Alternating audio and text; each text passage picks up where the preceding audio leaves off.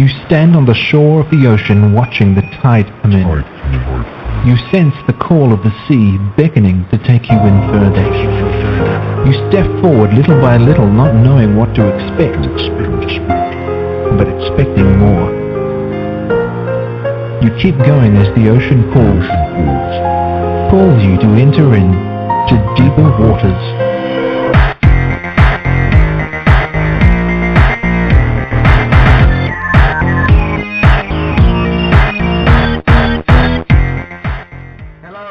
And welcome to the Deeper Waters podcast. I am Nick Peters, your host, seeking to bring you the very best in Christian scholarship and apologetics. Now, if you're wondering about where we've been lately, we've had some technical difficulties and such, but I've switched to a new Skype recorder, and I think this one is going to work better. We've had a trial run of it before, thought it worked very well. We had some difficulties last time, still don't know what it was, but I'm monitoring it closely. And so we're going to try and get in touch with some guests that we had on recently that I wasn't able to get recorded well, and see if they'll be willing to do those shows again so we can get them up there. But in the end, I want you to know, the fault lies with me, really. It's not with my guests and such. It's largely because I'm a technological idiot in many ways. So hopefully this will take care of it. If some of you have been concerned about where the podcast has been, it's been right here. I just haven't been able to do things elsewhere. Now, our guest today is someone who's been on here twice before. And when we were putting all of our podcasts on YouTube, I emailed her and sent her a link to her interviews on here. And she thanked me and said she wanted to come on again if I was able. And I was more than happy to, because she has a new program that she wants to promote. Now, who is my guest? Her name is Freda Bush. Freda McKissick Bush, MD, FACOG, has been involved in women's health for more than 40 years. Her health career began graduating from the University of Arkansas School of Nursing in 1967. She graduated from Columbia University, New York, with a Master's in Maternity Nursing and Certificate in Nurse Midwifery in 1970, and worked as a CNM for 12 years, including service as the Chief Nurse Midwife at Harlem Hospital, New York, New York. In 1974, she became Director of the University of Mississippi Nurse Midwifery Program in Jackson, Mississippi. In 1983, she graduated from the University of Mississippi Medical School, and in 1987 completed her residency training at the University of Tennessee in Memphis. Since 1987, she has been practicing OBGYN in Jackson, Mississippi, and is a clinical instructor in the Department of OBGYN and Department of Family Medicine at the University of Mississippi Medical Center. She is a partner in private practice of East Lakeland OBGYN Associates in Jackson, Mississippi, a fellow in the American College OBGYN, and a board member of the American Association of Pro-Life OBGYN. She's past chair of the board of directors of the Federation of State Medical Boards of the United States, having been elected to the board in 2003. She also served on the Mississippi State Board of Medical Licensure for 12 years. Currently, she is a member of the National Board of Medical Examiners.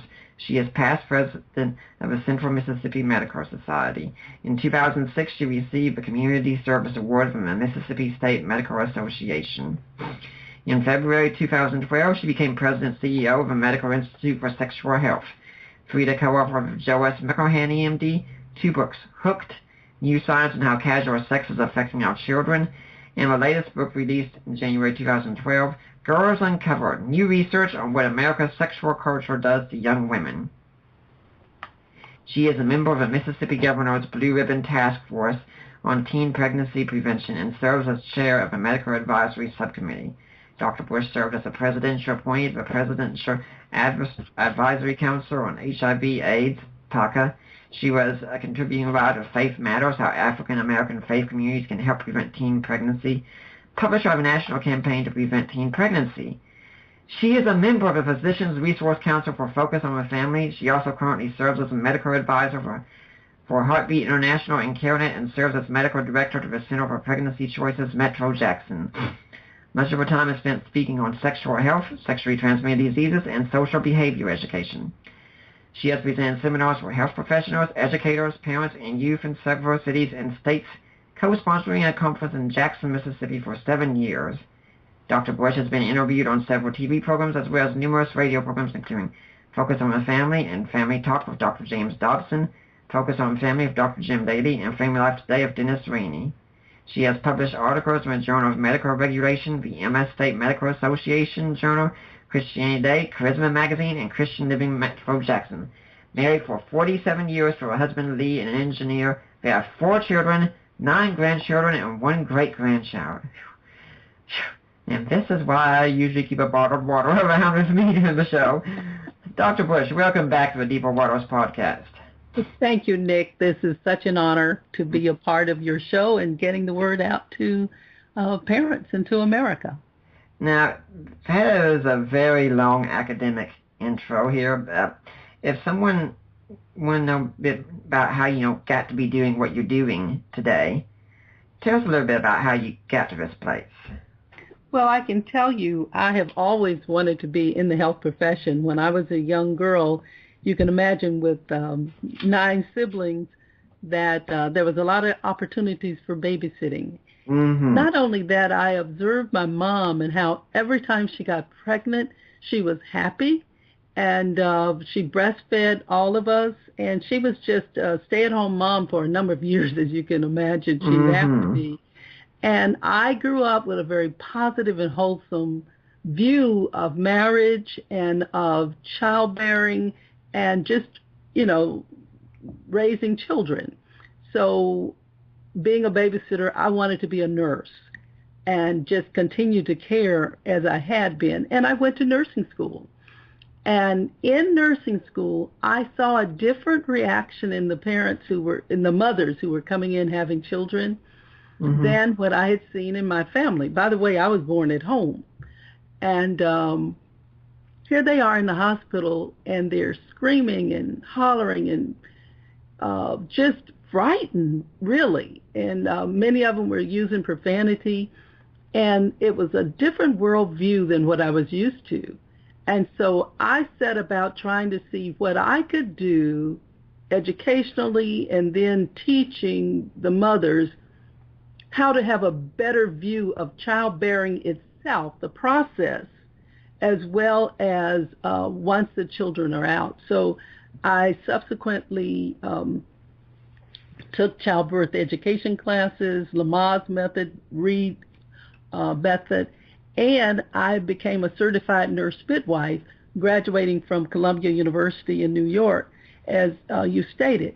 But the whole idea was how I could get this information to the moms so that they could have a better view of the whole birthing experience, as well as how that could translate into them welcoming the child into their arms. And it may be a little idealistic, but I can tell you it made a difference in the lives of the women that received this information, and I believe subsequently carried over into their whole child rearing experience as well. Many moms came back for other children that were having a lot better view of the labor process, the birth process, and the parenting process.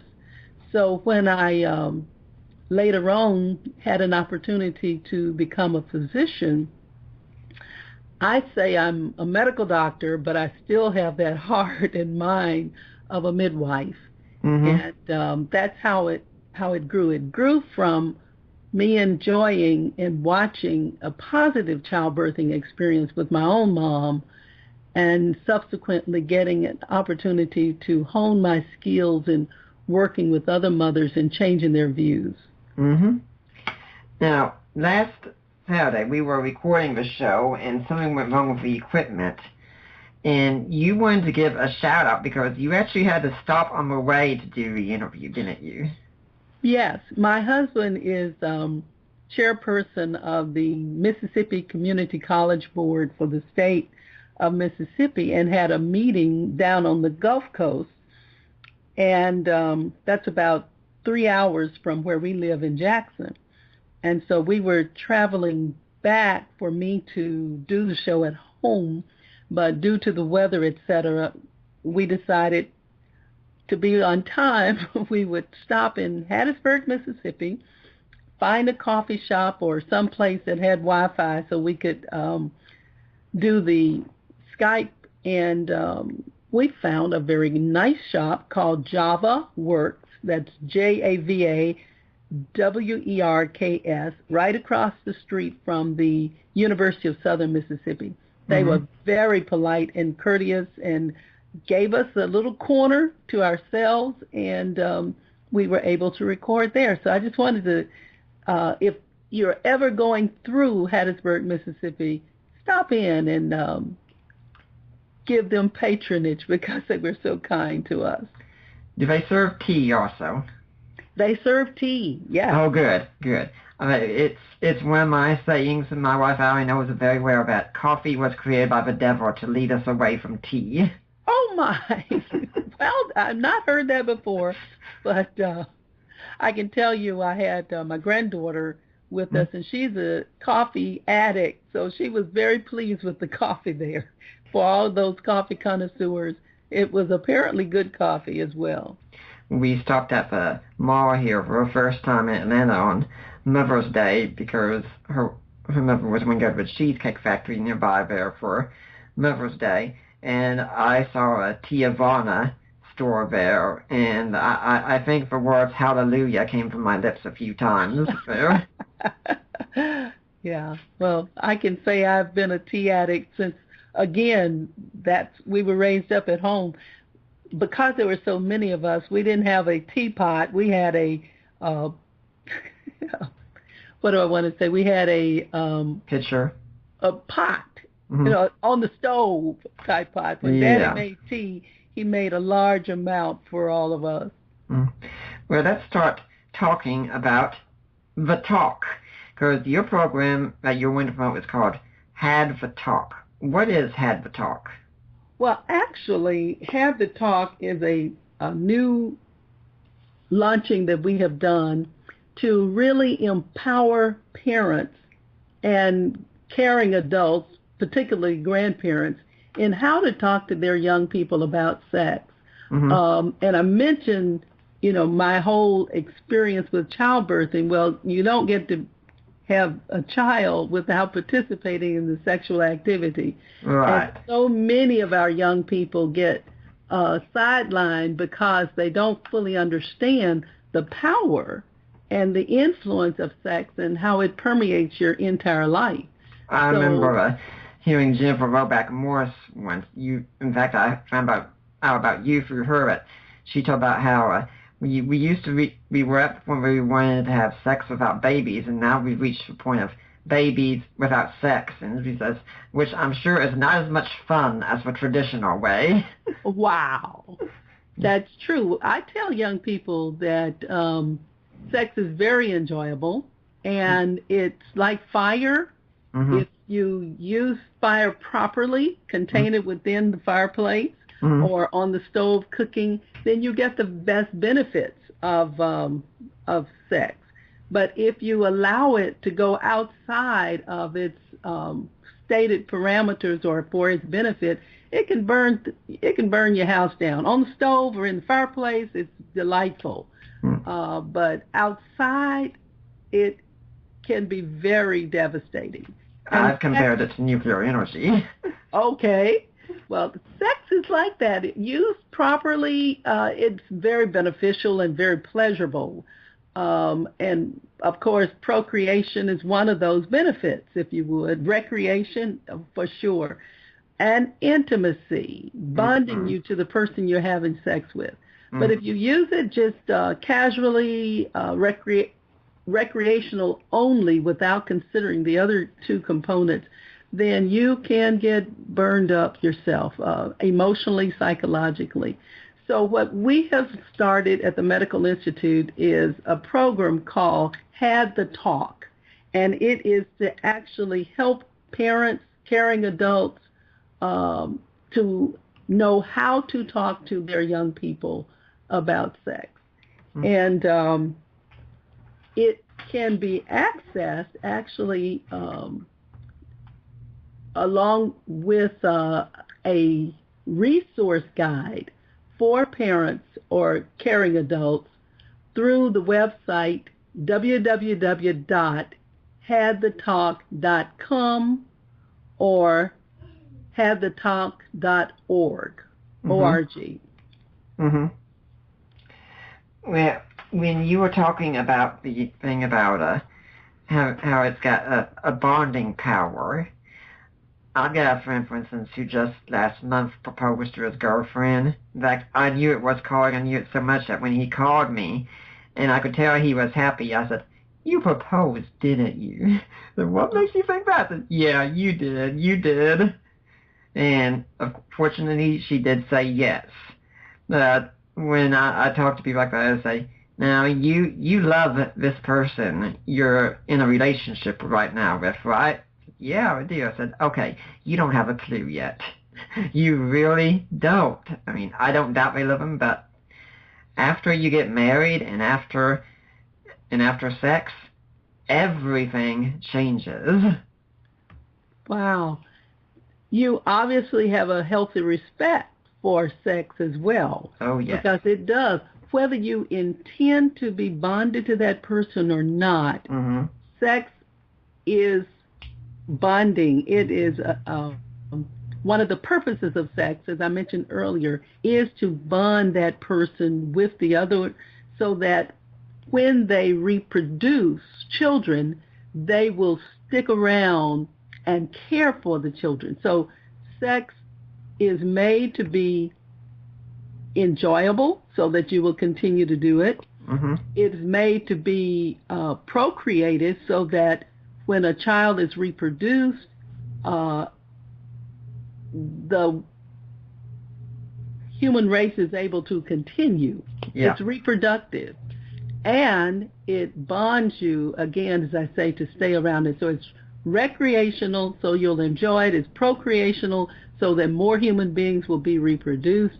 But it's also adhesive, so that you will stick and stay to care for the children that are reproduced. Mom and dads, that's what the purpose of it is, so that they can, as my dad would say, train up a child in the way they should go, with the idea that you raise them up in the microcosm of your home to then branch out into the world when they're adults. And it is expected that they will go and replenish the earth, and so it continues that way.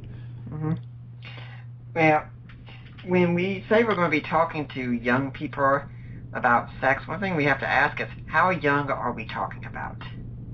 Well, I can tell you, the Medical Institute has this vision that we will begin age-appropriate discussions, which means that when they're children, you will have different words and different ways of explaining, but as they become adolescents and young adults, then your information, the breadth and depth of your information would change and would be more explicit, but according to what the child is able to handle.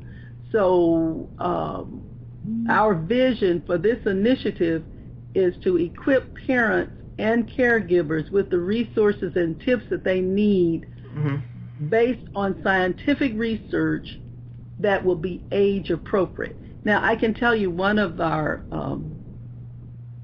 associates that we work with is Mary Flo Ridley, and Just Say Yes is her program, and she is more with information and tools for the younger child, and I would say up to probably 5th or 6th grade. But that's a different conversation, a more in-depth conversation when you get up into middle school and higher. Right. And so we're focusing on the higher adolescent, older adolescent, and young adult, and partnering with Just Say Yes, Mary Flo Ridley, for the Conversation for Children. And you can access her website for resources for that age group. But we're have this vision of equipping parents and caregivers for resources for adolescents and young adults, providing the science-based information to build better lives for our children and teens without the consequences of casual sex, and with them understanding the health benefits in this conversation. As a matter of fact, I usually say to the young people when I'm presenting, do you want to have the best sex? And of course, who doesn't want to enjoy what they're doing? Well, it's not just the young people who want that, by the way. Oh, all right. But who doesn't want to have risk-free activity that is enjoyable? Oh, yeah. And that you can continue for a lifetime. Mm-hmm. And what we fail to forget is that there are risks that are associated with sex as well. And so you want the best sex, which is healthy, which is risk-free, which is enjoyable, but you got to understand what the risks are in order to be able to avoid them. So that's part of what we do, is we tell you the positives, but we would be remiss if we didn't also tell you the potential negatives or dangers of it. I'm remembering a quote I heard long ago. I think it was from Gary Smarty, but I'm not certain, so no one quote me on it, but you can look it up. It was saying, the Bible has a word for safe sex. It's called marriage. Good point. Mm-hmm. And the point of that is that it would be one man mm-hmm. with one woman that would stick and stay, is what I'd say, mm-hmm. to care for the children that are expected. But even if there are no children reproduced, you still want to avoid the risk of sexually transmitted diseases. You mm-hmm. wanted to avoid the risk of emotional consequences, which occurs when you have casual sex. That means multiple partners or concurrent partners at the same time. And one of the biggest risks that people forget has to do with the brain and emotionally what happens. There's a mantra that all you have to do is use a condom or wrap it up. Well, the condom reduces your risk for sexually transmitted diseases, but it doesn't eliminate them, and we can go into that detail later if you'd like. Yeah, but it does nothing for the heart. Yeah. It doesn't. There's no condom for the heart. There's no condom for the brain. Or for and I'm gonna tell connections. you, the brain is the biggest sex organ in the body. Yep. It begins with a thought. It begins in your mind, mm-hmm. and then you add behavior to it. Mm-hmm. Now, when we're talking about how it begins in the mind, one of the things we have to stress is that men and women are really, really different with how they approach it. I once was emailing someone from Shanti Feldhorn's ministry, and I've done the same with on the Facebook page of Sheila Ray Gregor, who runs To Love, Honor, and Vacuum blog and ministry. And for both of them, I shared a favorite clip of mine of Steve Harvey hosting the Family Feud, and how the question he asked is, we asked 100 married men, fill in a blank. I would blank for sex. And the number one answer rings in is pay. And all the other answers on there, lie, beg, die, and I still personally do an arm thrust every time I get to kill at that point. Because it's so hysterical, and all the women were trying some things like cook, clean, like that. And so, you really don't understand that when men say this kind of stuff, that's really what they're thinking. That's how central this is to their worldview. Wow, so they weren't just saying it for dramatic effect. You're saying they really meant it. Yeah, and that's what the answers were on the board. The answers were pay, beg, lie, die, kill. Wow. Well, I can tell you that is a little different for women. Mm-hmm. Just a little bit. I actually sent to my in-laws, what we noticed is that the men were talking about what they would do because they want sex so much, the women were talking about what they would want to have done for them before they gave sex. So it's what is it, a quid pro quo? Yep.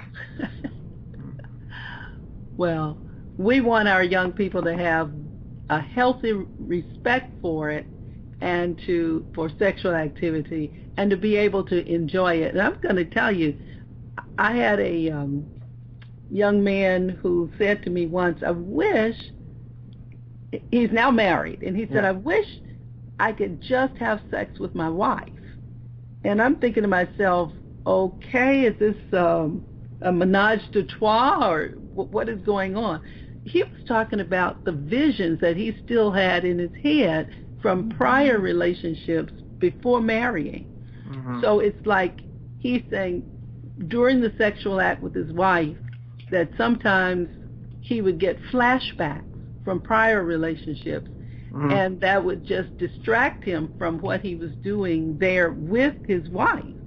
And he regretted all of the, I guess, the videos and the playbacks that would sometimes come. And he was saying, had I never had sex prior to that, if I had waited for my wife, then she would be the only memory or the image that I would have, and that would be so great. And so that's one of the things we like to help young teens understand about sexual health and give them information that will help them to, as I say, get the best sex. The best image would be that. And if that's the only sexual experience you have, it's a great experience. Instead of having compare in your head, well, she was better or he was better or worse. If that's the only experience you have, that's the good experience.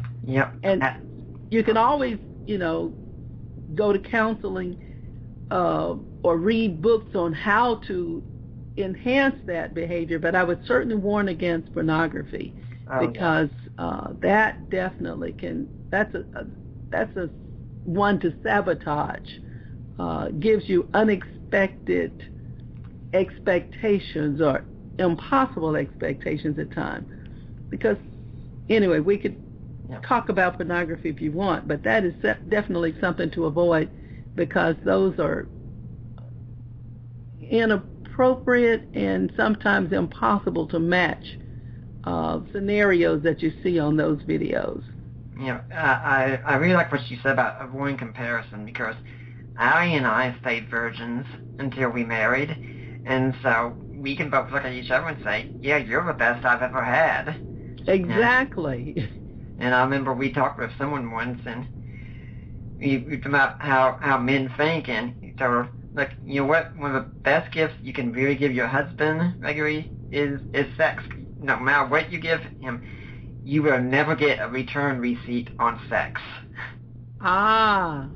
Well, I can tell you there's lots of books out there, resources that if you are having difficulty with enjoying the relationship, initiating the relationship, or having difficulty with discomfort, which sometimes occurs, then there are resources that you can go to, like I said, either in books or how-to, or you can go to counseling, or talk with a trusted friend. I've had lots of experience as a health professional counseling people about sexual activity, and sometimes it's very simple things to, like when you are a virgin with the woman, since we were talking about that, for her in particular, with the vagina being very small, sometimes penetrating can be difficult initially, but it must be possible to occur or there wouldn't be so many people in the world, and also so many people enjoying it. So it's a matter of learning the mechanics, but once you get past that, then it's a matter of enjoying it and being preference. And if that's the only one you've ever had, I mean, that's the bomb. That's the best. When I was getting ready to get married, I had some male mentors who were giving me the ins and outs and the tips. I also had some friends who were identical twins, and their dad was a doctor, so he would talk to me some about this kind of stuff and such. And I appreciated this kind of help so much that whenever I meet guys who are getting ready to get married, I try and spend some time with, okay, let's talk. Here are some things you need to know, because most likely they don't want to go to their dads and ask about this. And they definitely don't want to go up to their future in-laws and ask about this. So I've tried to be there as much as I can to help them out. And I think women getting married need to talk to other women who can help them. And I'd recommend when they're getting married, say to men and women, get one good book on the topic of Christian sex and marriage and go through it so you will be ready. Excellent. Well, I can hear parents who may be listening to this podcast and are uncomfortable about having those types of conversations. Yes. And that's why the Medical Institute is providing this resource called Have the Talk, because, you asked your question, would you rather your teens get health information from their peers or from the media or the movies or not? Would you want them to get good, healthy information that will be couched with your values and your principles? So we're providing this so parents won't be afraid to talk with their children about sexual activity and how to have the best experience.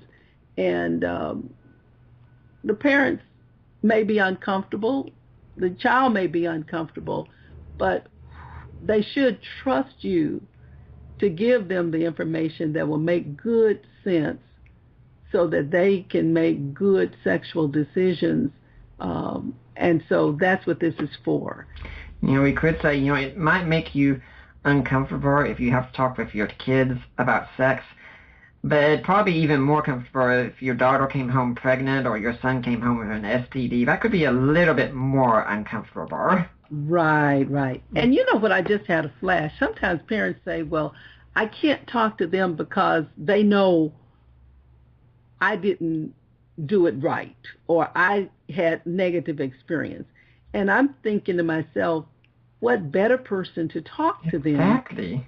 Because you can say, been there, done that, got a T-shirt, and I don't want you to have to buy it. Let me give you the benefit of the experience that I've had. So with your wisdom, with your experience and your wise counsel, you can give them the scientific information, you can give them the practical information so that they will get the best experience out of it and thoroughly enjoy it. So that would be providing the tools that the parents need to give them this information, I think, is what we're trying to do. We actually have what we call a resource guide that they can download that will provide them practical information on how to do this, how to have the talk. And it goes into, yes, there is, like an introduction that is a little more detailed than what we're doing here. But it also then goes into detail as to the practicalities of anatomy, for example. Depending on the age of the child, you would want to make sure that you got those terms correct, but you also want to tell them about the functioning. If the young girl has already began her period, I think it's important for her to understand her cycles and understand the potential for pregnancy.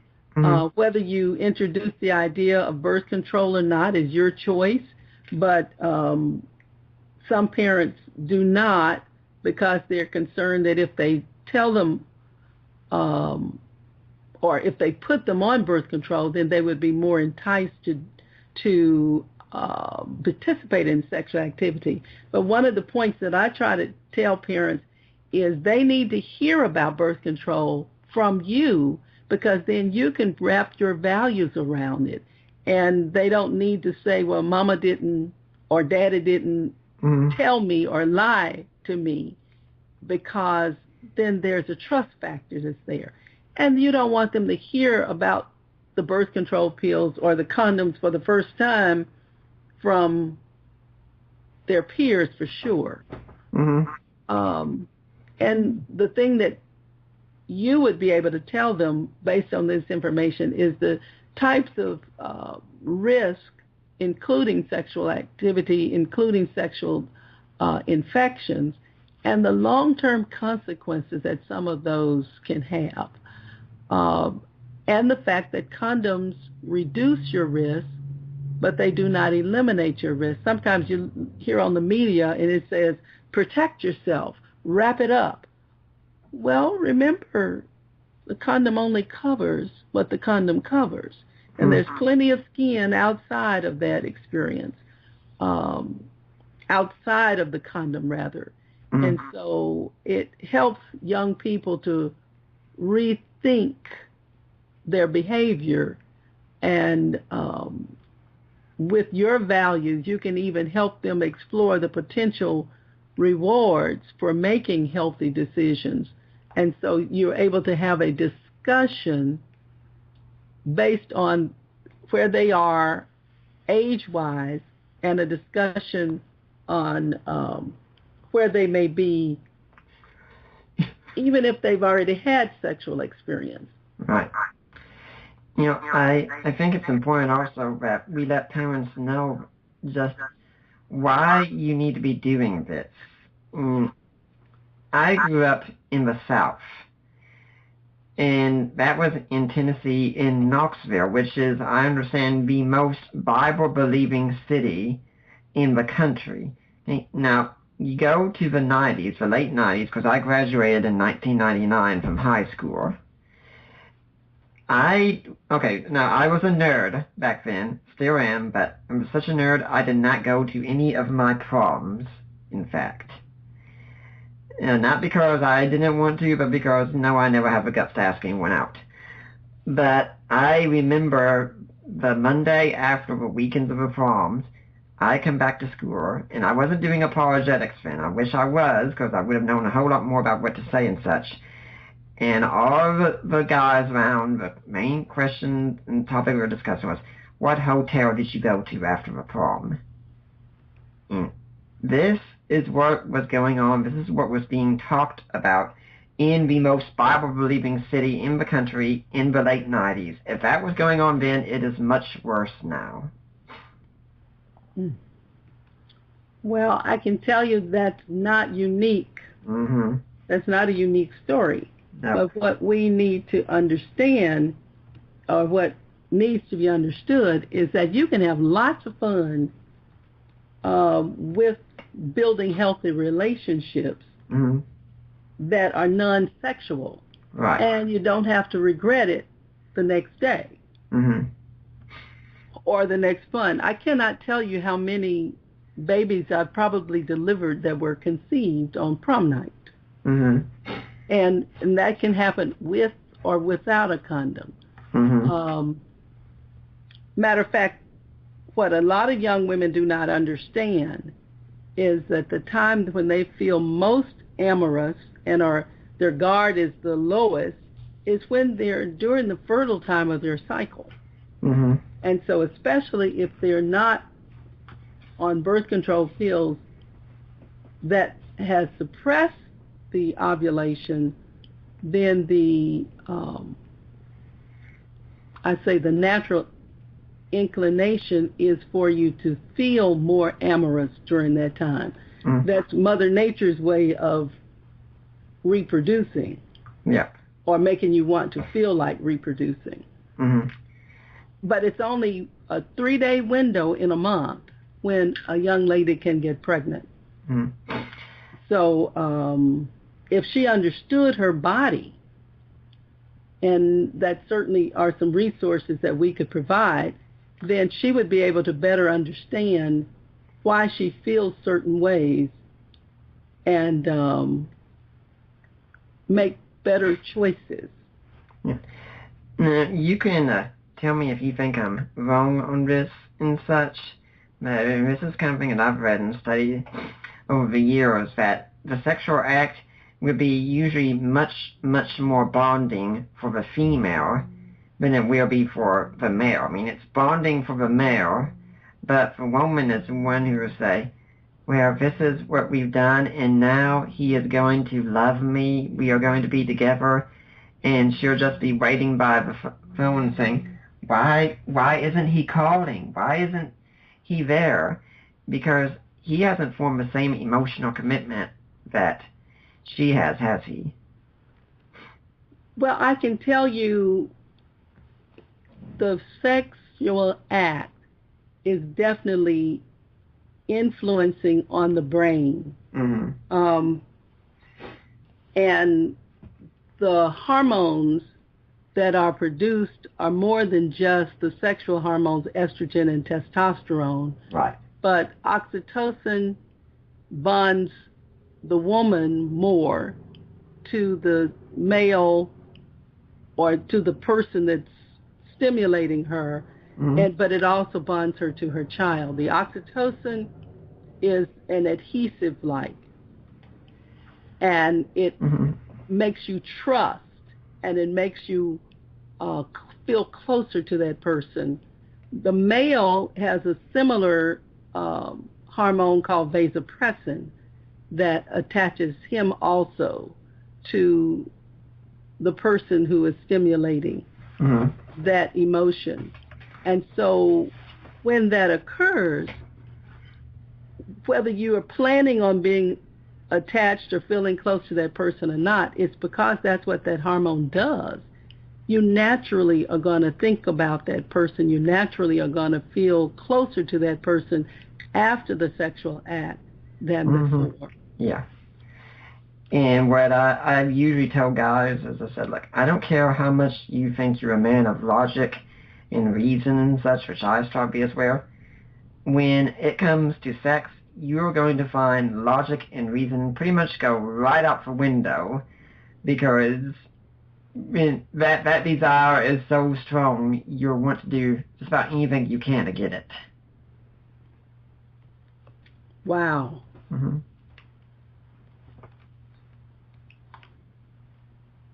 Let me tell you also, another resource that the Medical Institute has is called Hooked.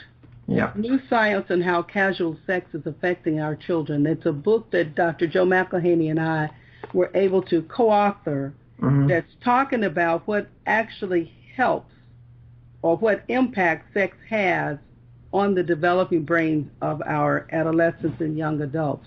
This is all based on the neuroscience information from the National Institute of Health and the National Institute of Mental Health, and it talks about how sexual activity releases chemicals in the brain, creating those emotional bonds that we just talked about. And it also talks about how these bonds can have an influence on your emotions, causing depression and making it harder for you to bond with someone else in the future. It also lets you know that when these chemicals are released, sometimes, especially with multiple casual relationships, you can become addicted to the sexual act as opposed to becoming addicted to or attached to the person, because the brain makes certain, it has neurohormones that I've just talked about, but it also has neurons that are influenced by these hormones. And so with repeated behavior, those neurons can be molded to expect that behavior to continue.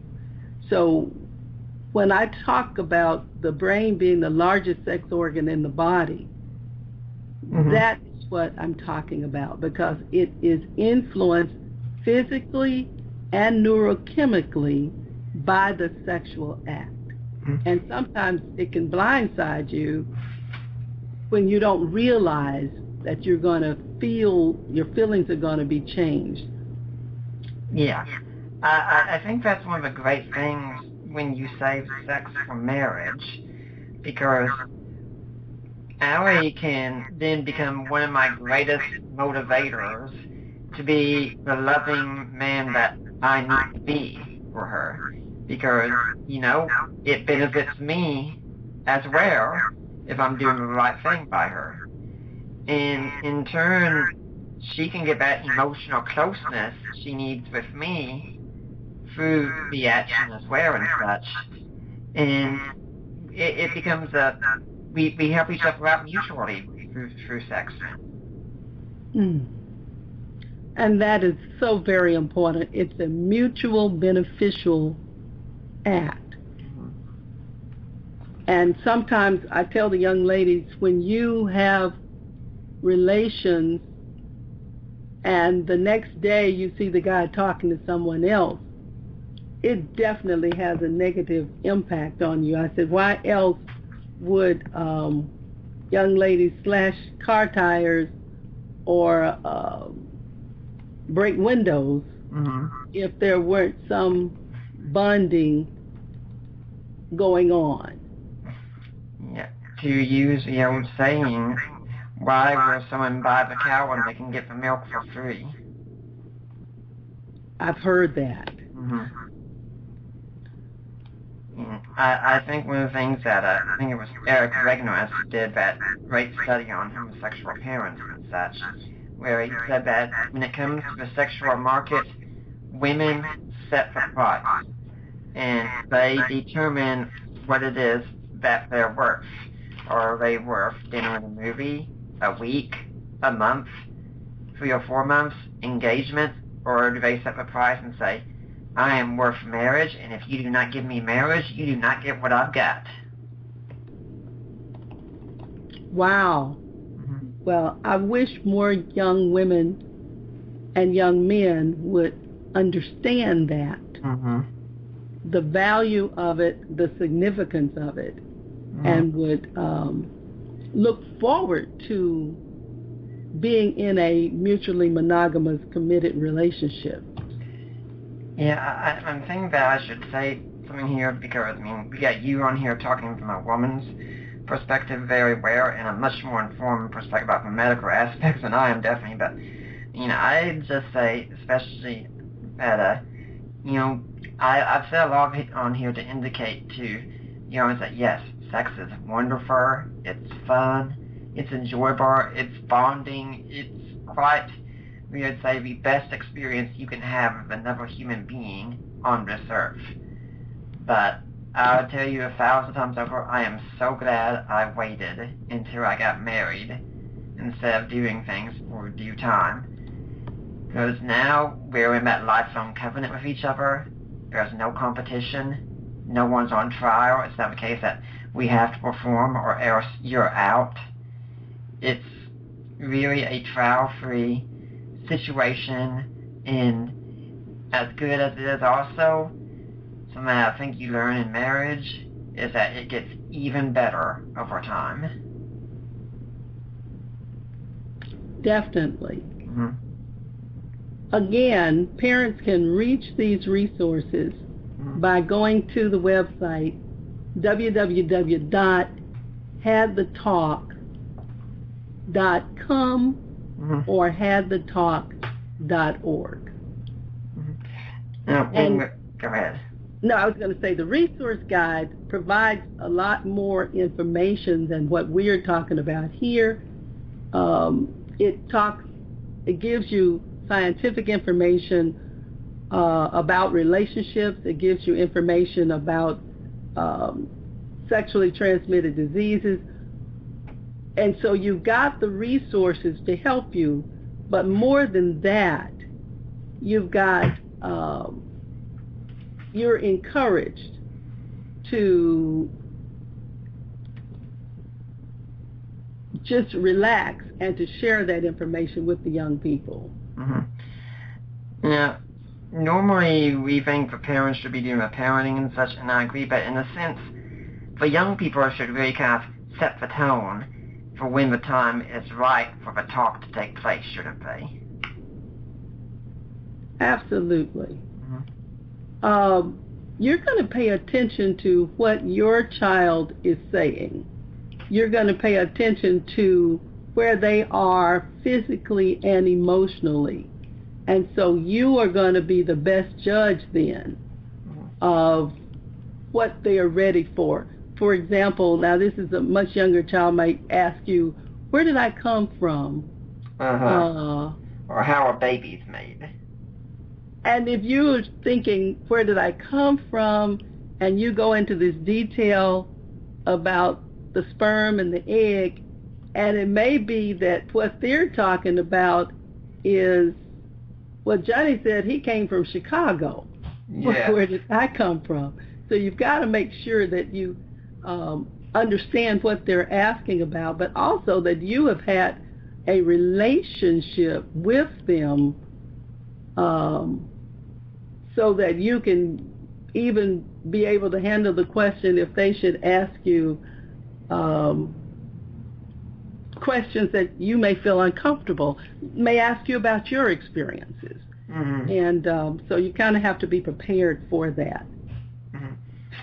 Of course, when they ask about your experiences, I mean, very intimate details should never be given, of course, but you just say generalities about how things work. I mean, when I talk to young men who are preparing for marriage, they will not get any intimate details that will tell them specifically what goes on between Ari and I, but they're going to get told information that I hope will help them.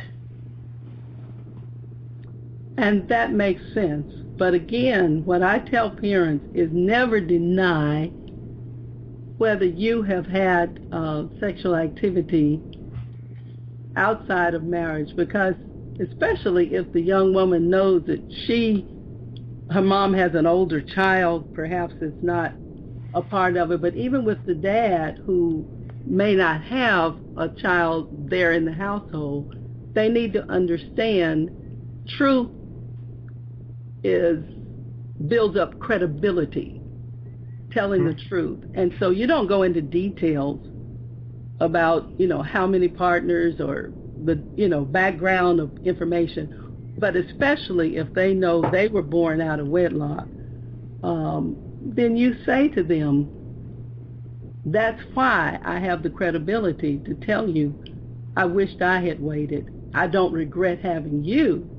Right. I certainly would want you to avoid some of the negativity that I encountered. And that way you can be honest, and as the kids say, you build up street credibility. Right. I think also it's important that I think a mistake that we can often make is we focus on the negatives and we do ignore the positives.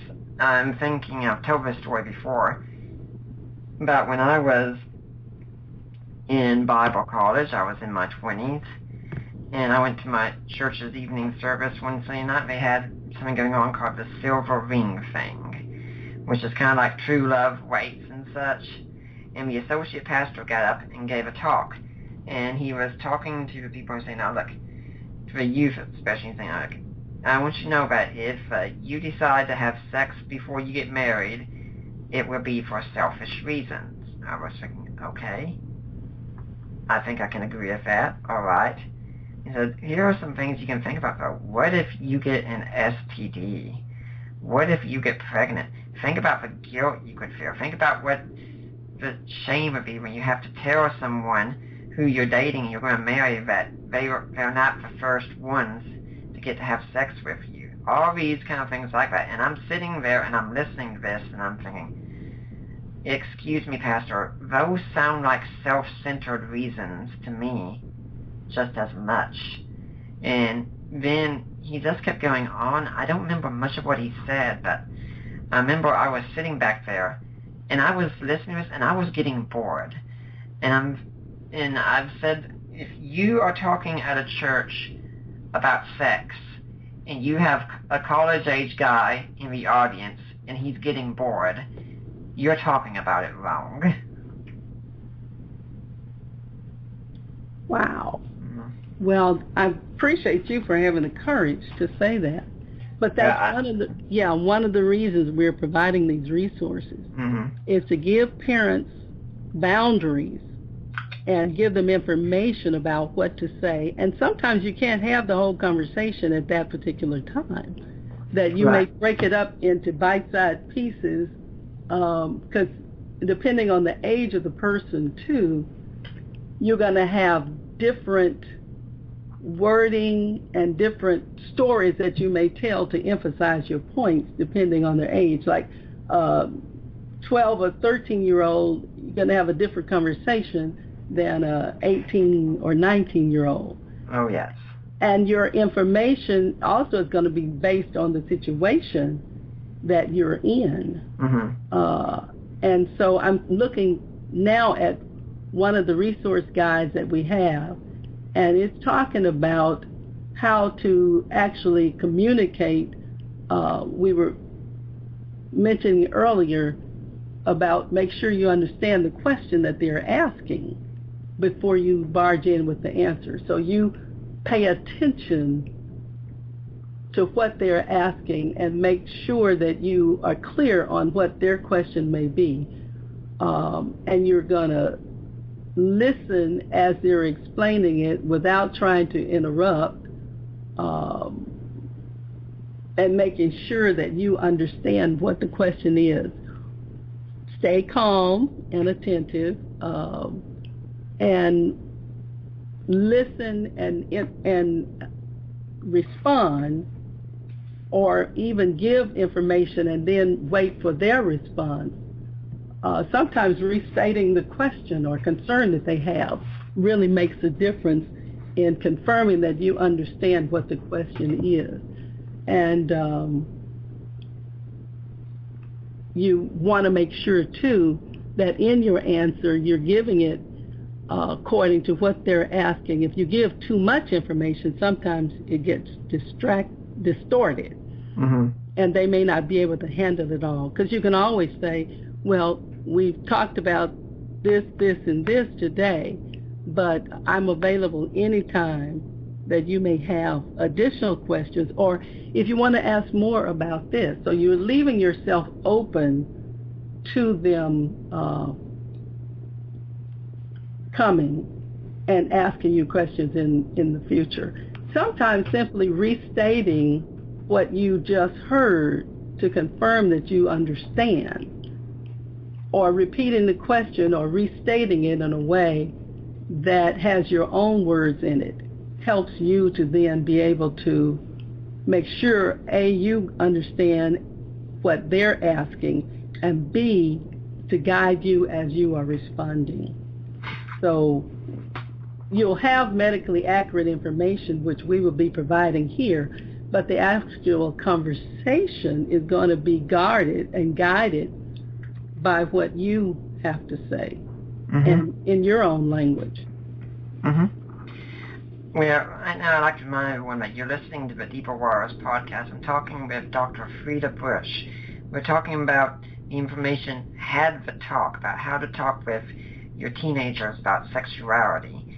But if you're listening next Saturday here, and although I am recording on Thursday, I'm still using the same terminology, on the 16th of July, back in February or so, here in Atlanta, I think it was February, it might have been March, it was April, I think, we had Dr. Craig Evans come to town, and I went and got to meet with him, and he's been on this show before, and I asked him if he would be willing to come back on to talk about his latest book that had come out, I got last year, an excellent one called Jesus and the Remains of His Day, looking at archaeology in the New Testament. And Dr. Evans will be back here next Saturday. It's going to be a 1-hour show, but we're going to be talking with Dr. Craig Evans about his book, Jesus and the Remains of His Day. So if you're a big fan of Dr. Evans like I am, you need to be listening to this show. Now, for now, let's get back to Dr. Freda Bush here. Now, one thing I think you've said also is that if you have young boys growing up, if it's at all possible, they need to have preferably their father, but a man, talk to them about what's going on, and vice versa for young girls. Is that right? That is correct. Because the young ladies can relate to the mother, or the mother can relate to the young ladies experientially, but also knowing that if it's a young girl, that this is guidance for understanding her body by someone who really knows it intimately as well. And so age-appropriate information given by the same-sex parent or adult makes the conversation a lot more easy, but also helps the young person who is listening to pay more attention, because it's like, been there, you really do understand, because you have the same body parts and the same hormones and the like. Mm-hmm. So yes, we have a resource for children as well called Tell Me Now. Tell Me Now is a video for third, fourth, fifth graders where the birds and the bees conversation occurs, where we actually have a cartoon video that shows the sperm going through the uterus and connecting with the egg or the ova, and showing the whole process. And we also have the father talking to the son and making the explanations about relationships, and the mom is talking with her teenage daughters. And the actual series has the DVD, it has an adult workbook and information book, but also one for the teen, so that even after you watch the video together, they can get further information and understanding. But it's a very cute video. It's only about 20 minutes long, so it's not certainly not boring, because we use cartoons to animate the information. It's one of our best sellers, because it really is quality, but it's also informational. And it makes that conversation go a lot easier with that venue. Now, we know that men and women have body differences, thank goodness, but there's a whole lot more to their differences than just the body, isn't it? Oh, absolutely. The body is obvious, and those adolescent changes make it clear, too, with the breast buds and for the female, and the curving of the body, and with the young men, the deepening of the voice, etc. But emotionally, that's one of the things, too, that we talk about, the influence on the brain.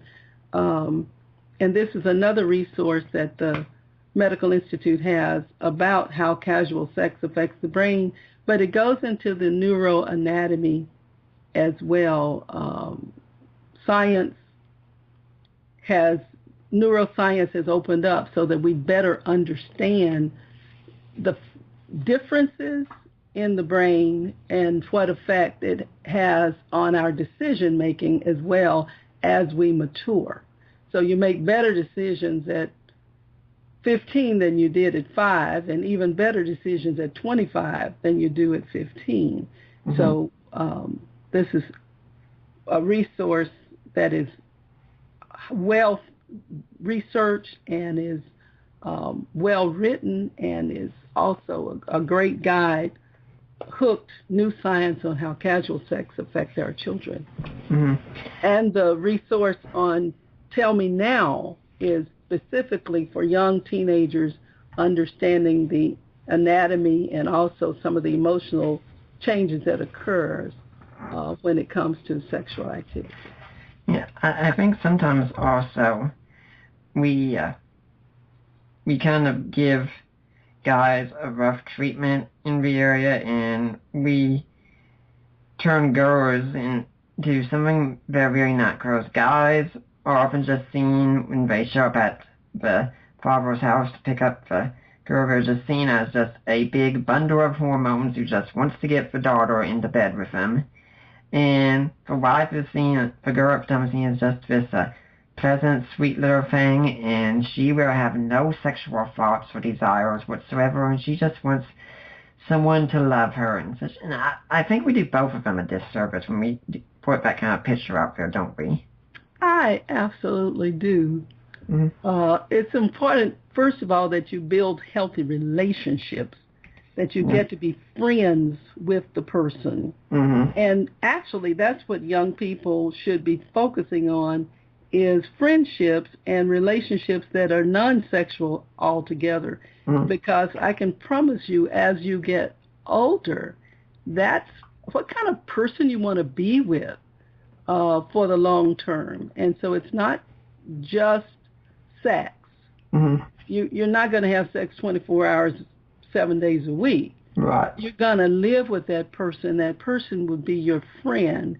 And Mm-hmm. so your foundation of relationship will be based on that which is non-sexual. Mm-hmm. Yeah, like I said, I've got a friend who's getting married, and I'm going to be telling him about this kind of thing, of course. And I said, what? And I've always said, when you go on your honeymoon, believe it or not, you are not spending the whole time of your honeymoon having sex together. You will be doing other things on your honeymoon. And when you get back, it's the day-to-day things that are going to lead to a lot of trouble, too, about sex. It's one of the three things couples argue about the most. But, it says, you're going to wind up, when you live with someone, that you suddenly really get to see a side of them you never could see while you were dating. And you're going to wind up getting into arguments over some of the stupidest things sometimes, like where do you put the silverware in the drawers, or which side of the bed do you sleep on, or how do you handle the toothpaste roll, things like that. Yeah. Mm-hmm. And that's why friendship is so very important. Mm-hmm. Get to know, I say, what's in the big head before you go below the waist. When I was in high school, we were part of the 4-H club. And so the 4-H's was the head, the heart, the hand, and the home. And so you really get to know, what are they thinking? What are they like? What kind of things do they do with their time? How do they treat their other friends? How do they do board games? Do they cheat and gotta win? Aggressive. So you've got to get to know the person. How do they think, but how do they behave? More than just how cute they are, or how do they perform in bed. Mm-hmm. You got to know the real person, and that is going to build long-lasting relationship. And I know we're talking about having the talk with our children, but that, to me, should be part of the conversation, is what kind of person is he? Do they lie, cheat, steal? Where are their moral values otherwise? Not, again, how cute they look or how fine they are, but just what kind of person. Is this someone I would want to be with, even if there were no sex? Because there will be times in relationship, fast forward, when it will not all be about sex. There may be times illness occurs. Mm-hmm. Will this be somebody who will stick with me, you think, through thick and thin, or Mm-hmm. would leave if things got tough? Mm-hmm. So you're looking at what's in the head and what's in the heart, and the kind of person that they are, as well as those physical attributes. Not Mm-hmm. just is he cute or funny, or is he cute, but what else is going on beneath the surface? I think when we were doing this original interview, and unfortunately things went wrong, and you were talking about competitiveness, I think I'm really surprised you said, yes, I am extremely competitive, especially when I play a game. I play to win, and usually it's not enough for me just to beat my opponent. I want to wipe the floor with them as much as I can. Well, that sounds pretty aggressive to me. Mm-hmm. That aggressiveness isn't always a bad trait. It just needs to be controlled. As we were talking pre-show, I was telling you that a lot of people have seen, I think, on Allie's Facebook, that they know if someone goes on there and they insult Allie, they hurt her in a major way, I am going to be right there, and I do not have mercy at that point. But see, people are different personalities, so that may be the fact that you are assertive. I didn't say aggressive, but assertive may be a positive trait for someone, but it may be a negative trait for someone else. So you've got to get to know yourself as well as get to know that person. And that would certainly be something that in the conversation with had the talk, that the parents would be wanting to help the young person to see, to look beyond the physical characteristics, what is beneath the surface of that person. We want to talk to our children about the whole person, not just the physical, and not just the sexual perusal, but you want to know, for your child to be happy, successful, responsible, and strong, that they would mate with someone who had the similar characteristics. My mom used to say that being opposite sex was opposite enough. You wanted to find someone who had as much common values with you as possible, because you're going to be with them hopefully for the rest of your life, and you'd like to like each other, not just love, but you'd like to like the other person. Yeah, I find things amusing how you have to look beyond just the physical and see the whole person, because Allie would tell you when she first saw my picture on Facebook, she thought, oh my gosh, this is a total nerd here. And she was not really interested in getting into a relationship with a nerd, but the more she talked with me and got to know me, that aspect didn't become as central to her. And I'm pretty sure today she'd say, yeah, I'm the best looking guy that there is for her. Yes, for her, because I tell you what, love, as they say, covers a multitude of sin. Oh, yes. So you don't see the person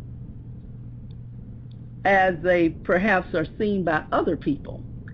But if that's the one for you, then your commonalities will help you communicate and help you be together for a longer period of time.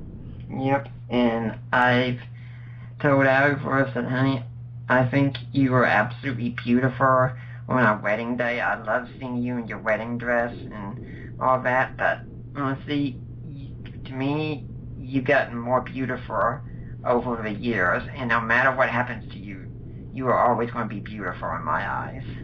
Wonderful. I like that. Yeah. Well, this resource, Had the Talk, provides a guide for parents to bring out that type of conversation as well. Not just be shallow looking at the physical, or looking at, oh, he plays great ball, or she really dances well, but who is the person beneath the surface? So we provide information like that too. As parents, we want to provide opportunities for our children to talk with us about anything.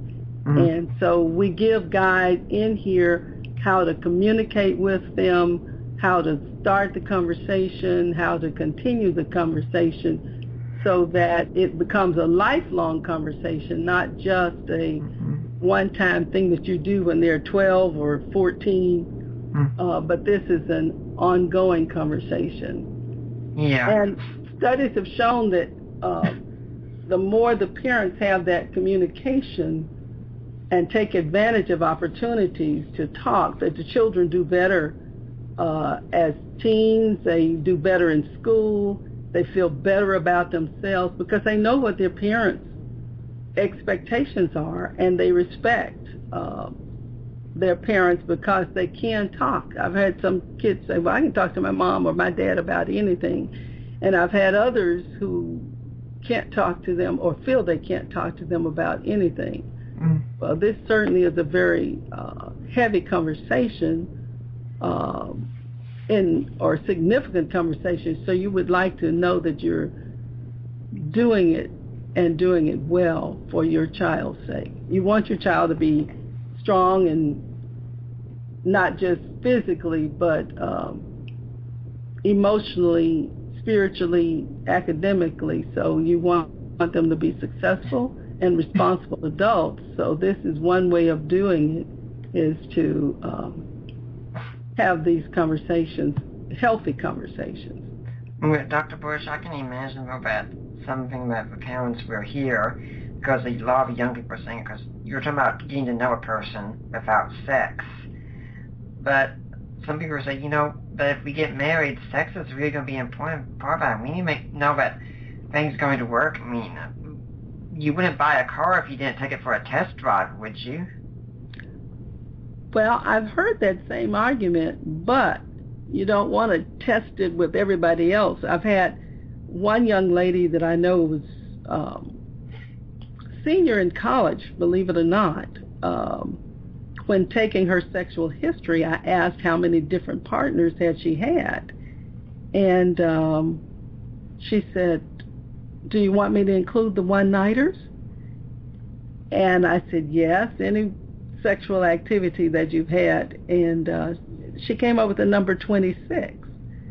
Well, I can't imagine if you've had 26 different partners and you aren't even 26 years old yet, that you even know what you're looking for, and you will have all of this, these memories in your head from the different partners.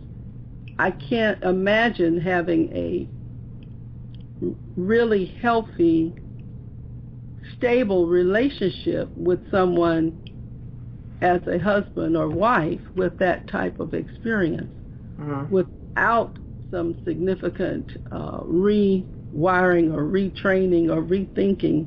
If you've, in other words, established the habit of having short-term relationships with your brain, then it's going to be challenging to remold your brain to be faithful in a relationship and stable in a relationship. So you would like, as parents, to again put your values on it and encourage the type of behavior and teaching that you would want your child to experience. And one of those is waiting for sex until you are in a committed relationship in marriage, and avoiding having multiple relationships, because again you will have trained your brain to accept multiple relationships as normal. Even if you decide to cohabitate or live with someone prior to marriage sexually, that studies again have shown that you are more likely to divorce even if you have lived with them and then married, because again you've gotten accustomed to a shorter term relationship. You also are more likely to be depressed and have emotional problems when you've had multiple relationships, because again you've trained your brain to accept short-term relationships as normal. And so it's more challenging for you to be able to, I say, stick and stay, because you've wired your brain for short-term relationships, and your emotions again have become involved in short-term relationships. So can you rewire? Absolutely you can, but not without some counseling and some real work on your part to change. But you can make a different decision and put the behavior in practice and get a different result or healthier result. But again, with you having to make a decision that I will renew or change my mind about my behavior. And again, I say avoiding drugs and alcohol because they always cloud your decision making. Now, I'd like to remind everyone that you're listening to the Deeper Waters podcast. Everything we do here is listener supported. We depend on the work and support of people like you. And I'm going to tell you that is so central and important to what we do. I encounter many of you who like the show and such, but if you can go a step further and donate to us, that will really, really help us out a lot. If you're interested in doing that, go to my website, deeperwaters.ddns.net. There's a link. Help support the work of Deeper Waters Christian Ministries. And if you click that link, it takes you to Risen Jesus. That's the ministry of my in-laws, Mike and Debbie Lacona. You've gone to the right place. You make your donation there, and then you contact Mike or Debbie or Allie or myself and say, hey, I made a donation. I want to go to Nick Peters. I want to go to Deeper Waters. And we'll make sure we give a donation. It will be tax deductible. And if you can be a monthly donor, that is even better. We really appreciate that, especially.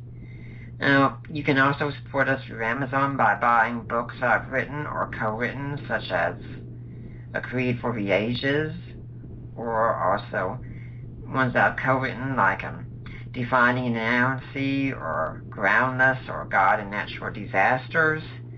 And then another way you can support us, and I'm sure Freda could tell you this is something that women appreciate, jewelry. You can buy jewelry through our shop at Premier Jewelers, and my friend Lena Kester runs that. The access code is LOVE. You go and you buy something special for that lady in your life. Whatever you buy, 25% of that will go to Deeper Waters. So, friends, we really need it. I mean, our anniversary is coming up, and we'd really like to know that you celebrate this show and you think it's doing something really good. And if you can't do that, we understand, but please consider at least going on iTunes and leaving a positive review of the show. I love to see them. Dr. Bush, do you have any organization you'd like to see people donate to? Yes, the Medical Institute for Sexual Health. You can go to the website medinstitute.org, and there will be places there for you to donate and contribute. The resource Had the Talk is actually free, and you can go to their website, www.hadthetalk.com or hadthetalk.org. But the Medical Institute is a 501c3 nonprofit organization, and we are supported also by the resources that are purchased on that site.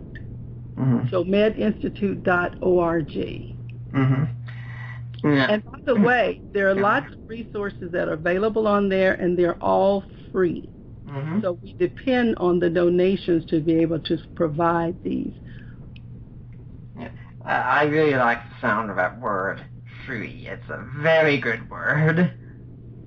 Well, we are so proud of this information that we're providing it because we want people to use it. It's medically accurate, scientific information. You'll find information, like I said earlier, that's all backed up by scientific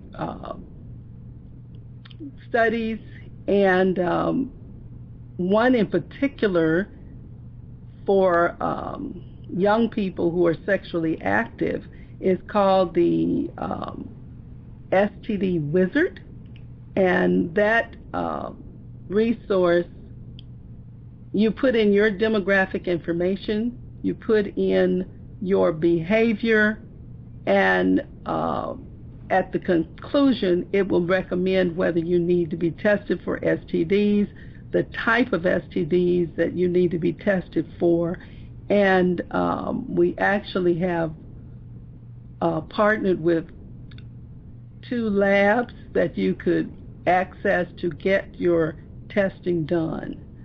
So access to all of these resources are on that website, but the stdwizard.org can be accessed separately, and all of that information is private. We don't even have access to it.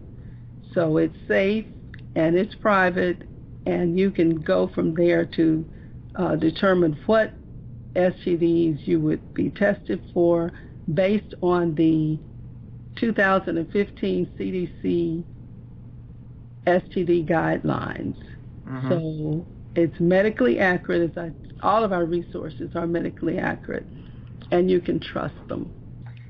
When Ari has been talking to her friends, and my wife is nearly 10 years younger than I am, so most of her friends are considerably younger, and they've often used the line I was asking you about the whole thing about, would you buy a car without taking it for a test drive? And I've always told Ari, all you have to do is ask them one question back. Which one of you is the driver and which one of you is the car? Good question. Mm-hmm. I have to give credit to Dr. Morris again for that one, because the thing is that people aren't like that. And if you go in, you have sex with someone and say, oh, I'm not going to marry you, geez, what kind of message are you giving that person? Frankly, you can't really have sex the way you're meant to if you think you're going to be graded on a scale to see if you're good enough for marriage. Well, I can tell you that whenever 2 people meet each other, they do size each other up. But that's why we emphasize friendships and healthy relationships, getting to know the person before you even start thinking about marriage or judging them in any other way. Mm-hmm. So I would certainly encourage, again, getting to know what's in the big head before you go below the waist. Mm-hmm. But not only that, what's also in the heart. Mm-hmm.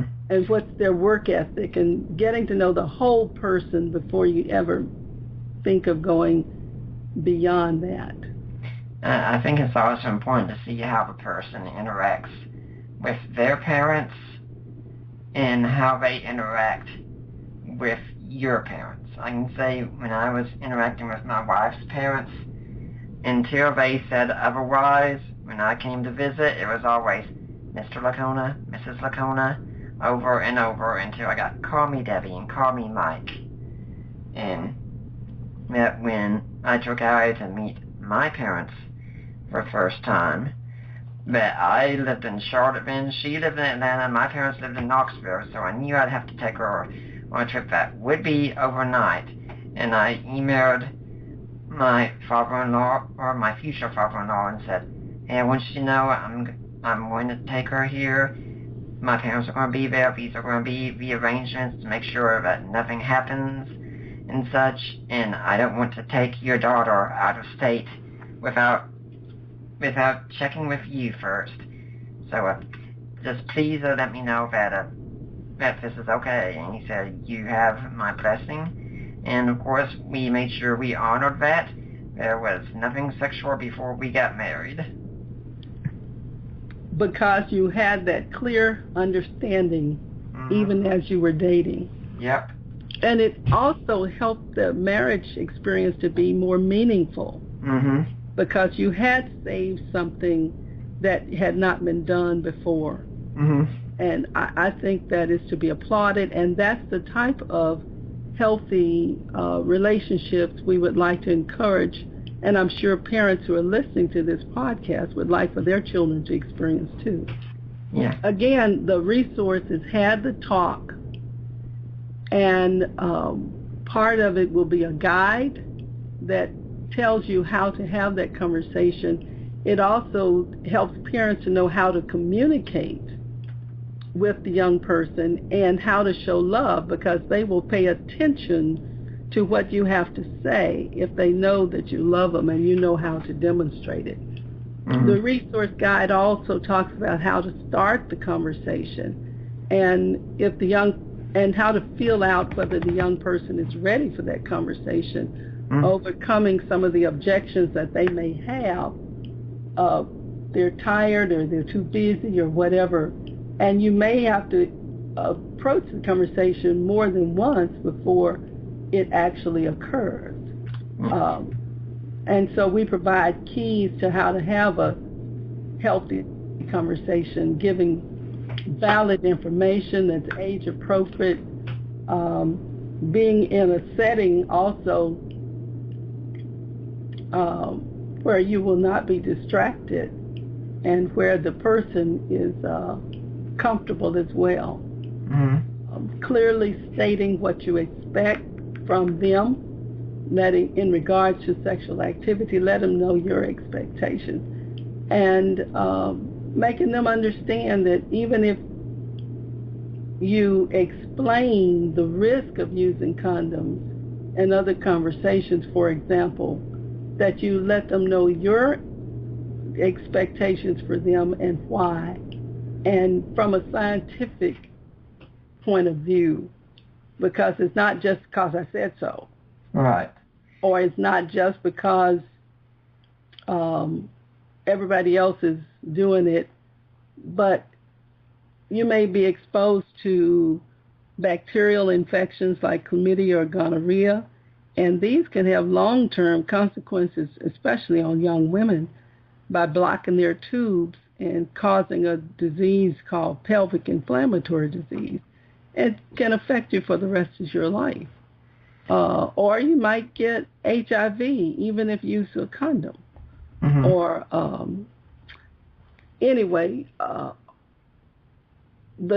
even the types of activity, that sexual activity, parents need to understand the risk of oral sex or anal sex. And by the way, I've heard of young people, young women in particular, who have started having anal sex in order to avoid getting pregnant, or anal sex in order to maintain their quote-unquote virginity prior to marriage, not understanding that anal sex is not abstinent behavior, because you are going to be sexually aroused, you're going to be stimulated, even reach a climax with that behavior. So that is sex. Anytime you stimulate the body for arousal and release, that's sex. And so you're not maintaining your virginity. You may be maintaining penile vaginal penetration, but you definitely have still had sexual activity. I think it's also important that when we were raised, my wife and I were able to avoid anything sexual. It's not because we weren't tempted. We were definitely tempted, and any couple who says they are not tempted, I think it's just lying to you. What's me? But this is something parents need to realize. We had a whole world view built about what sex is and such before going in. And I like what Lauren Winter said on topic once in her book about Real Sex, The Naked Truth About Chastity. She said that if you're a teenage boy and a teenage girl on a couch together, a few verses from the Apostle Paul is not going to be enough to overpower your hormones. Wow. So you have to make up your mind before. Yep. Hand. You don't wait until you're in the fire to start looking for firefighting equipment. Mm-hmm. You actually are prepared ahead of time. And I love having that conversation before you start dating. There are just some things I will do, and there's some things I won't do. And getting clear expectations ahead of time is very important. And finding out what their desires are or their expectations. Because if they're not the same, you can end that conversation or end that relationship right then before it really gets started. Yeah, I tell people, like, the most I tell you do usually before you get married is kissing and hugging, but no really, really intimate touching, because as soon as you start doing any of that, it is very hard to put your brakes on. Yes. I definitely agree with that.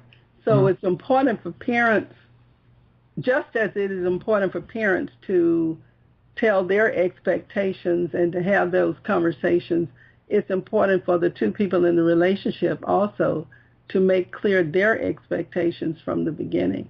So there's no confusion in that relationship. And if he decides he wants to walk or if she decides she wants to walk, better to find out then before you become physically and emotionally attached than later on down the line. So that's being very fair and appropriate. Yeah. And I really think that we need to be talking more about just like sex isn't just something you just do for fun. It really does enhance the intimacy, and that's the purpose of it. And the only place you can really have it contained that way is in marriage. For sure, because you get to know a person deeper than you ever will otherwise. It's more than just sex in marriage. It's committing yourself to them for better, for worse, richer or poor, in sickness and health. So you're giving your responsibility, you're giving your wholehearted commitment to that person. As a matter of fact, legally, marriage, they say, is the only relationship where two biologically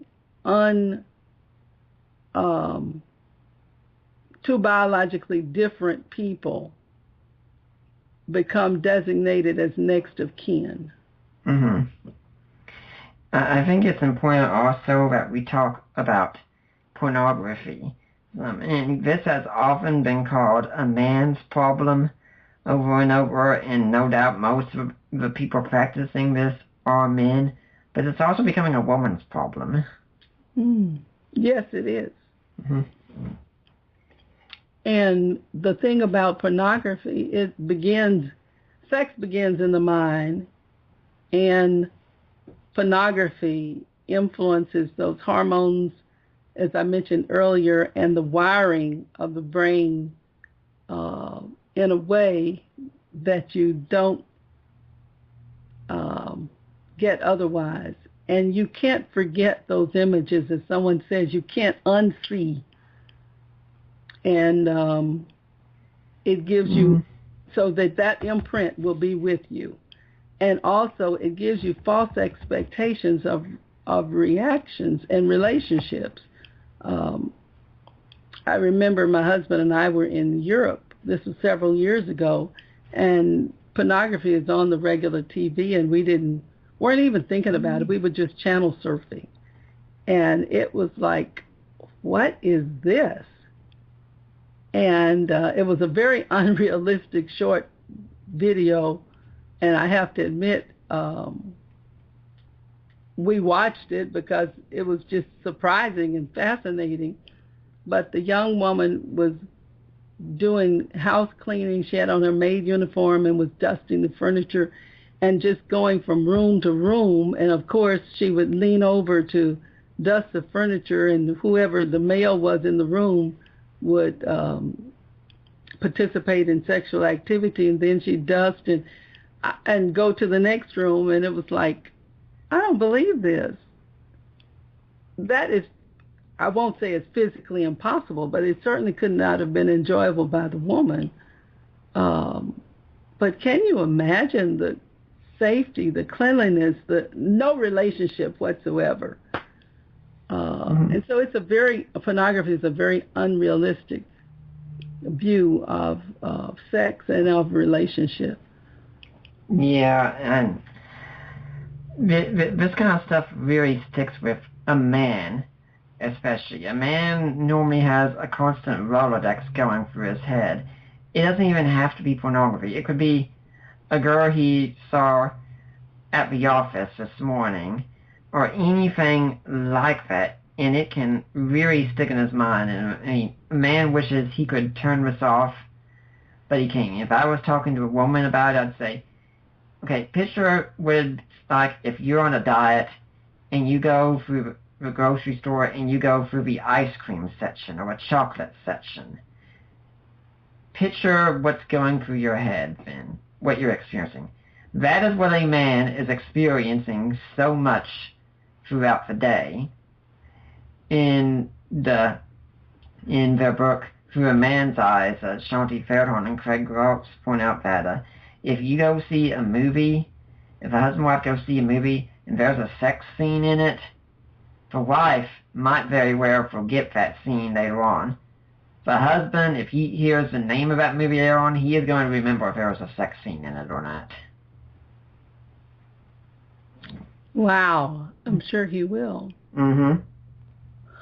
Well, what we're trying to do with Had the Talk is provide information to parents to help guide their young people to avoid certain situations, but more than that, to look forward to sex inside of marriage, committed, one man, one woman for life. So we provide valid information for them to share, stating their clear expectations of the behavior, but equally important, listening to their young person as to what their thoughts are and expectations. Then you repeat the message frequently and consistently, couching it with your values. And you also, with the information that we provide, how to communicate, how to show love, how to start the conversation, how to continuing the conversation with keys to successful conversation, that you will be confident in presenting it and will be able to succeed at having a healthy conversation and making yourself available as a resource for ongoing communication. Yeah, I think also one of the dangers that we have is that the false idea that you were saying about giving that men will often give this idea that women are just as eager to jump into bed as they are. And really, that's not the case. That usually the saying is that a man gives love to get sex and a woman gives sex to get love.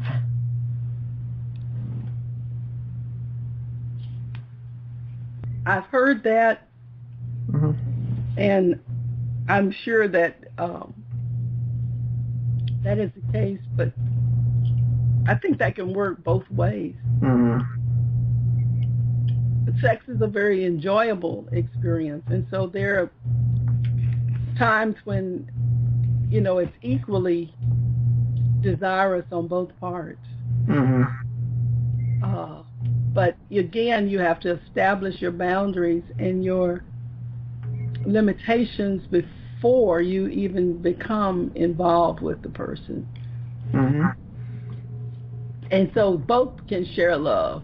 Right. In that experience, or not.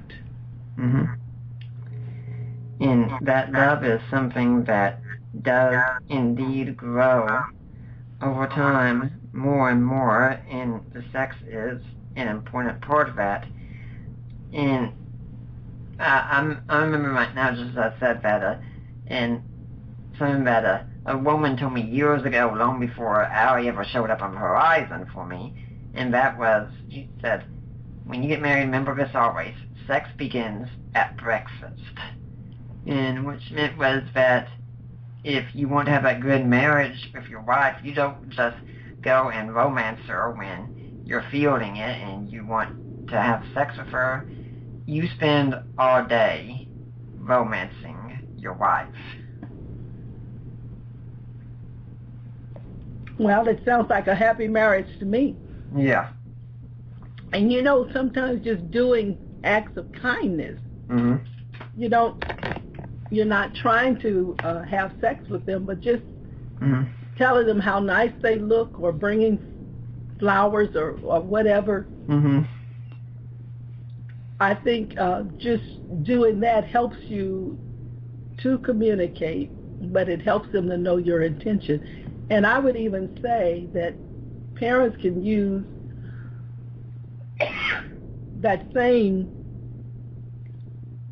thought process in their relationship with their child, because it'll make them more credible when they sit down to have a challenging conversation, or a sensitive conversation, I should say, about sex. That if the parents have built up a relationship, then it'll be an easier conversation than if they haven't. You know, I think a mistake parents can often make is that when they start having children, the children can become the focus of a marriage. You know, I've heard cases of women who've been asked, for instance, would you be willing to go to hell in the place of one of your children? Oh, yeah, absolutely. So, okay, next question. Would you be willing to go to hell in the place of your husband?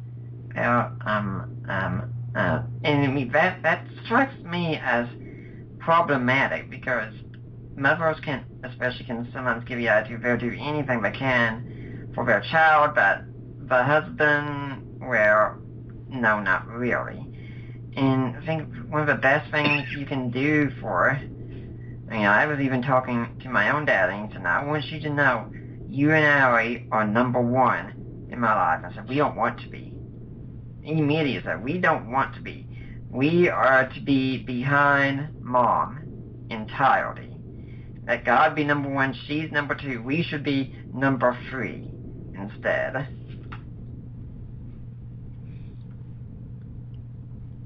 Well, you definitely have to show acts of kindness and quality time and, things like that, so that that person would be willing in that relationship. Yeah. And I won't say necessarily to go to hell, but they'd certainly be willing to do for you regardless.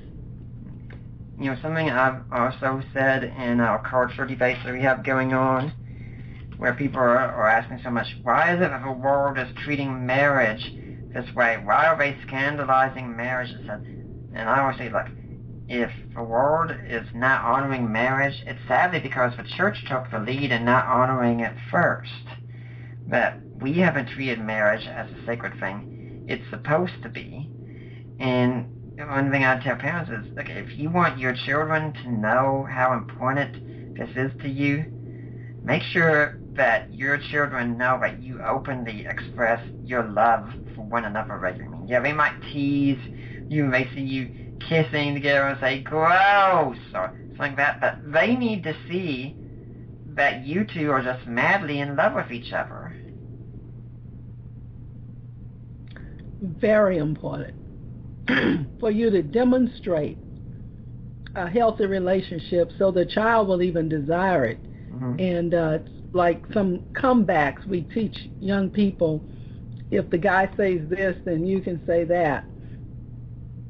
And one of them, when the guy is trying to pressure you for sex, is you can say to them, you don't have to, have sex to demonstrate that you love or you care. My daddy said, and you can say, what it is that your father has already said to you. And I've seen a healthy man in my dad, and this is not the way my dad reacts. And or the guys can say the same thing about my mom. And so when we demonstrate the type of relationship or friendship among ourselves or among our mates, that sets a healthy example for our children.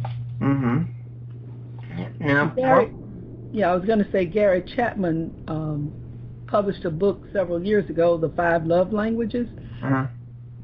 It's a very powerful way for, as parents, to show love to our children and to find out what their love language is, again, as a demonstration of what they should be looking for in relationships as well.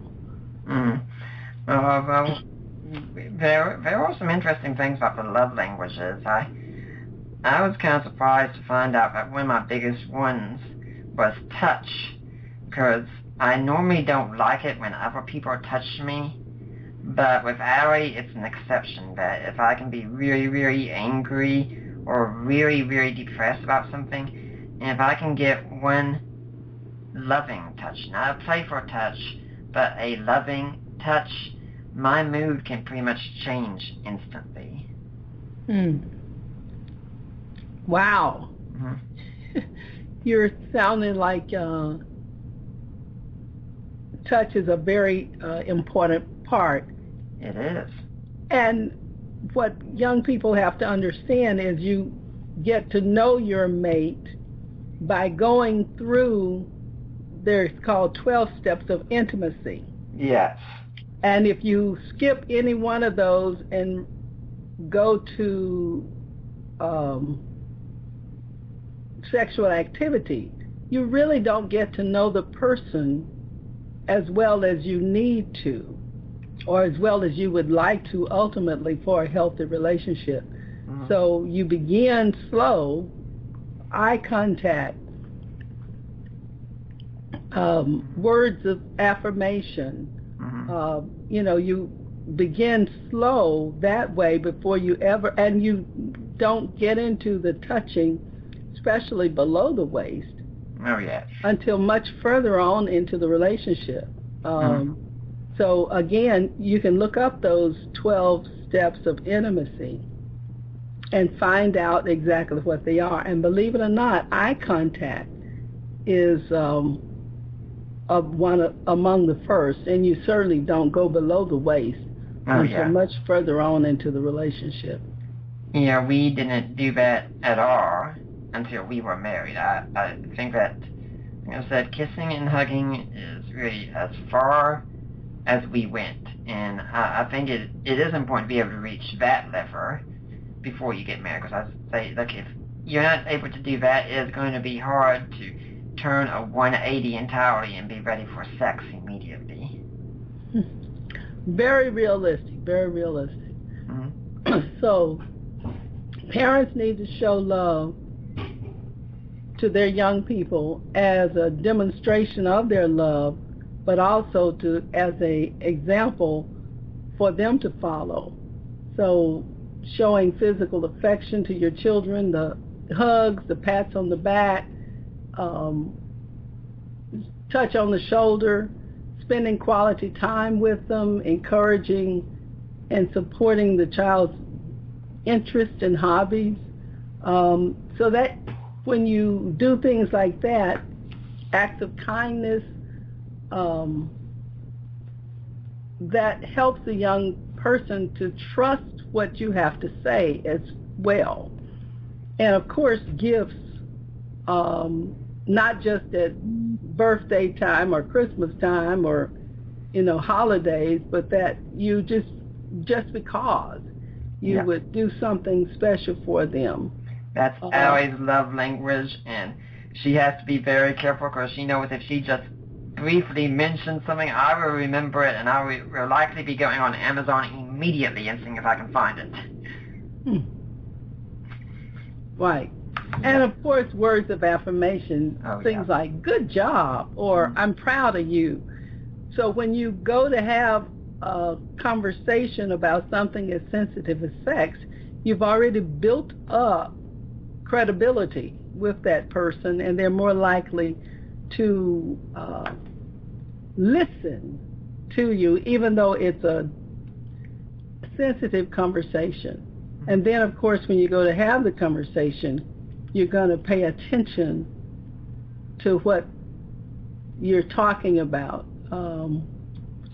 In other words, don't be trying to multitask while you're having a conversation that is this sensitive for the young person. And as you talk, you would be able to share with them, but then when they talk, you will also listen to them and be attentive. And don't forget, a conversation is a two-way street. So, and of course, at the end, you're going to restate your expectations, but also what you've heard from them, so that you will walk away from the conversation either continuing it at some stated time, or just letting them know that your door is always open and you are available to them. And so sometimes after you've had it, or even before, you are able to take teachable moments if you're watching TV together and say, did you see that? And then use that as a jumping off point for reinforcement, or even understanding of what the young people are being tempted with. Watching their shows or listening to their music helps you to be better in your communication. Well, Dr. Bush, it's been a great conversation, but unfortunately we're reaching a stopping point here. Do you have a blog or website where people can get in touch with you if they want to find out more? Yes. For the Had the Talk information, they can go to www.hadthetalk.com or hadthetalk.org. And for the Medical Institute in general, the medinstitute.org. That's med, medinstitute.org as resources. We'd like for them also to remember the STD Wizard, which is a resource for assessing their risk for sexually transmitted diseases. So that would be stdwizard.org. Do you have any final words you'd like to leave today for a Deeper Waters audience? Well, the most important thing I would want to say is that this is a very vital conversation. Parents need to be armed and ready to have these conversations about sex, and the resources that are available through the Medical Institute for Sexual Health are medically accurate. They're scientific, but they're also written in languages that they would be able to understand. We have resources not just for parents, but also for health professionals, for educators. We also have a Building Family Connections educational series that is available for educators to teach them how to teach the parents how to talk to their children about sex. We provide this twice a year at the Medical Institute, and the Building Family Connections is a resource that actually helps educators teach parents how to talk to their kids about sex. We have our next training in Austin on March 29th through 31 in 2017. So they can contact the Medical Institute for application. Okay. Yeah, so I thought you were going to be saying a little bit more about Dr. Bush. It's been great having you on. Hopefully we'll see you back here again sometime. Well, I'd love to. Thank you so much for the opportunity, and it's been great. Now, I'd like to remind everyone that next week, this Saturday, we're going to be having Dr. Craig Evans coming on, talking about his book, Jesus and the Remains of His Day. For now, I am Nick Peters, and I am signing off.